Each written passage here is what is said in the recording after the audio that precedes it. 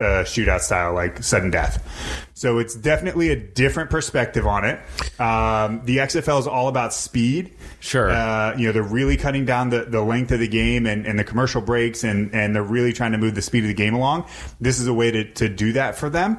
Does it play in the NFL? I don't know, but I'm willing to maybe make a compromise on your stupid kicker shootout. Oh, man, the kicker shootout could be cool, man. It would happen so rarely, though. Only you and soccer players think that that's going to be a great idea.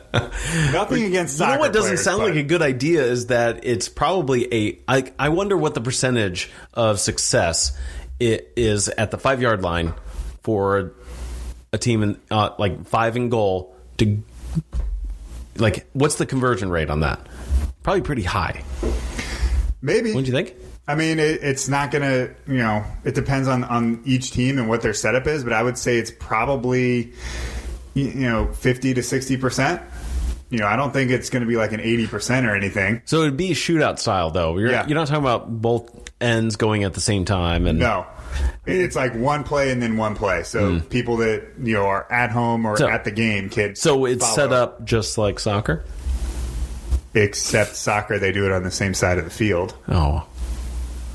Wow. So pitch. Yeah.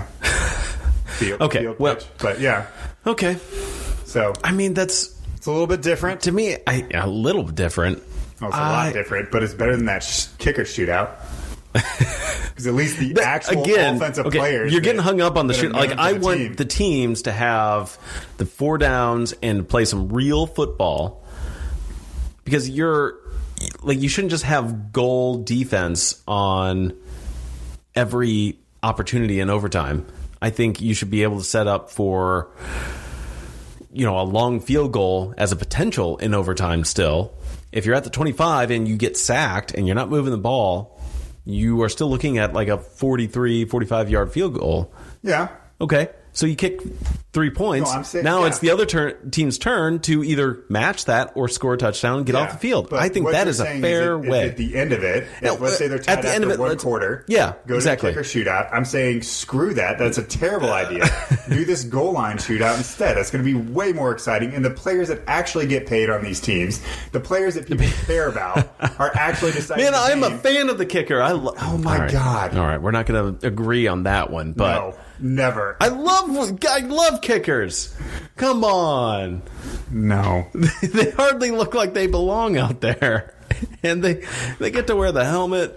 I mean, there's some of them that do. Like Pat McAfee. Pat McAfee was the greatest. That dude's awesome. Right. Yeah.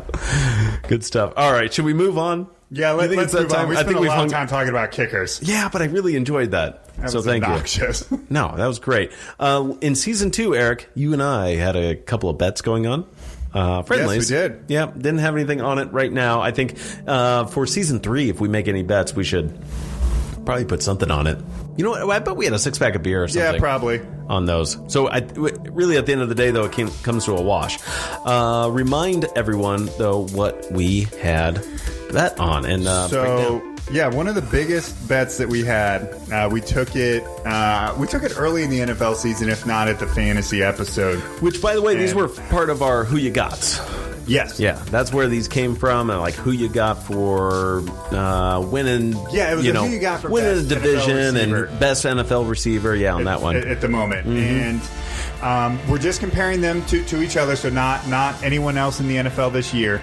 But this year, I took DeAndre Hopkins, and Ty, you took Mr. Keenan Allen. Sure did.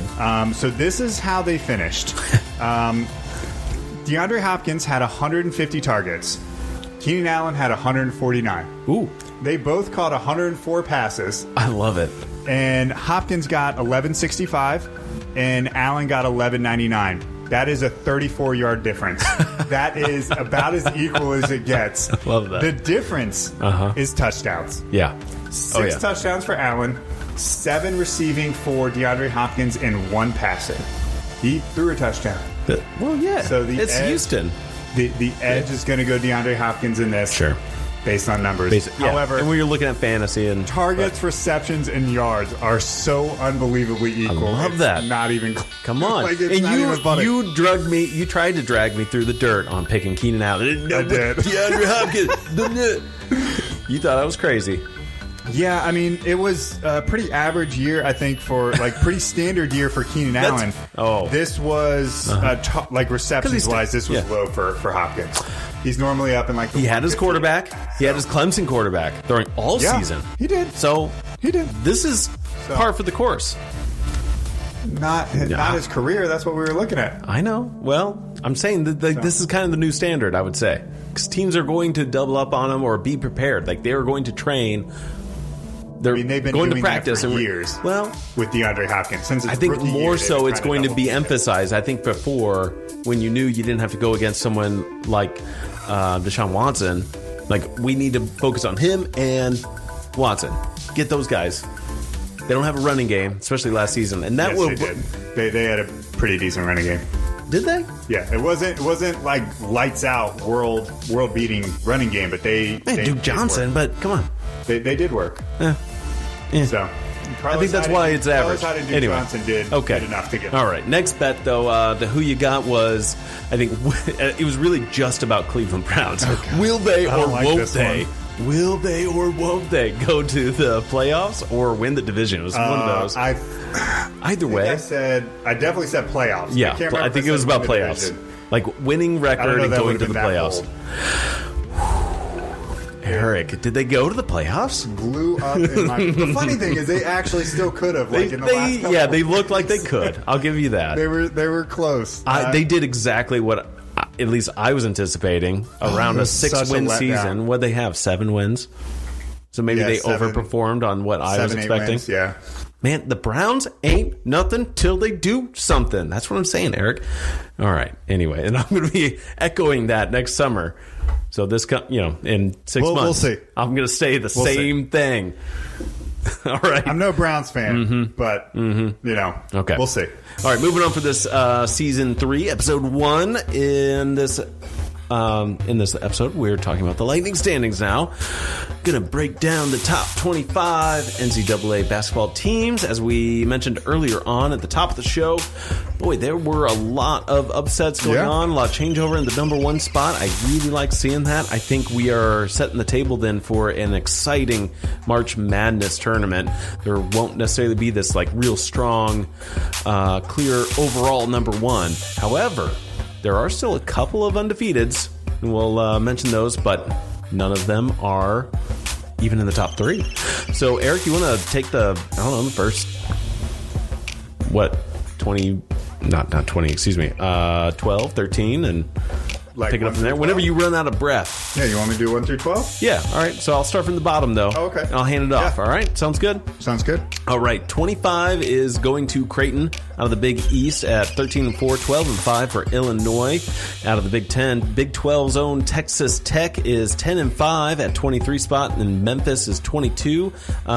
This is the American Athletic Conference. Ohio State is at 21 and with 11-5 record. Pac-12 got Colorado 13-3 out at the 20 spot. Drop it down to 19 now is Michigan. I mentioned a big loss. That was Michigan State. Excuse me. Michigan has dropped 5 games though, 11-5 out of the Big 10 with that one, and 18 is Seton Hall out of the Big East. Maryland is sitting at 17 with 13-3 record. Wichita State 15-1, still a good season, but still sitting ranked at 16. Now you get to Michigan State with 13 wins and 4 losses out of the Big 10. That's at the 15 spot. Like I said, Villanova at 14 out of the Big East, and Dayton is at the 13 spot, 14-2. Excellent. Then we got West Virginia sitting at 13-2 coming out of the Big 12. Louisville 13-3 coming out of the Atlantic Coast. Then you have Kentucky. They are 12-3. Excuse me. I was looking at a different number there. They were previously 14th. They're going to drop a little bit more after that loss today. Florida State is 14-2, and then you have Oregon. They are 14-3, sitting at number 8. San Diego State, number 7, out of the Mountain West, 17-0. They're one of the few undefeated teams. Kansas Jayhawks, Rock Chalk Jayhawk, 12-3, out of the Big 12. They moved down a couple spots there. Butler moved up 1 spot, 15-1 to number 5. The last undefeated team is out of the SEC. Auburn is 15-0. And then we move up to number 3, Duke, who just lost. But these records are 15-1. So this came out a couple days ago. They're going to be 15-2 now. And then we have Baylor is 13-1. They moved up a couple spots from number 4 to number 2 out of the Big 12. And then Gonzaga sitting up top, holding down the number 1 spot for another week. 18-1. Gonzaga out of the West Coast Conference.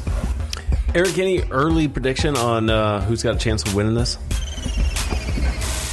I mean, you still look at your blue bloods. The teams that were ranked high early in the season: Duke, Kansas State, Michigan State, who are all still in the top 25. They're going to be teams to fight with. But Gonzaga looks good. I mean, I think they could definitely make a deep run. And then you got other teams like your Cinderella from last year, Texas Tech. Moved quite a ways through the tournament last year, all the way to the finals. Just lost to UVA. And then, there's some other great teams in there as well, too. But I would still lean on Blue Bloods. But Gonzaga is going to be a tough team. So hard to say early. Still January. Oh, I know. I'll look forward to doing that bracket episode for sure. And really like 2 more months. So I'm counting down. We'll have a few more episodes until then. How about, though, the best games to watch until next time as we begin to wrap up our show? Eric, what you got? I mean, there's some obvious out there. So we got the NFL, AFC, and NFC championship games this week, which we already talked about and did the spreads on. But we have a couple of other games that I'm going to throw out there to you. So Lakers and Rockets play this Saturday, and then the Mavs and Jazz play next Saturday. So if you're into basketball and you're off on the Saturday, definitely check those out. I'm more excited for the Mavs and Jazz than Lakers and Rockets, but I still think that the duos from both of those teams are going to be great. So Harden and Westbrook, and then James and Anthony Davis. And then in the NHL, we have the Capitals and the Islanders. 2 of the higher-end teams in the East play this Saturday. And then next week, on Friday, we have the skills competition and then the NHL All-Star Game next Saturday. So some fun stuff to watch there. It's really all about NFL playoffs. Yeah, I mean, there's nothing 2 good matchups. Championship weekend. So. Yeah, looking forward to that Packers 49ers game and Titans Chiefs. Gosh, that's gonna be fun. Yeah, fun, Eric. All right, do it. All right, yeah, indeed. Let's do it to it, guys. Hey, that's season 3, episode 1 in the books. Wow, we got a couple dozen more to go throughout 2020. Yeah. So hope you come back. Stay tuned. Yes. Find us on Facebook and download us wherever you get your podcasts. Yeah. And send us your thoughts or show ideas or just comments in general to avgsportsguys@gmail.com. Otherwise, hit us up on the socials. So don't forget to like, subscribe, and share, and tell all your friends. So, Eric? Excellent. Thanks, guys. See you next time. Bye.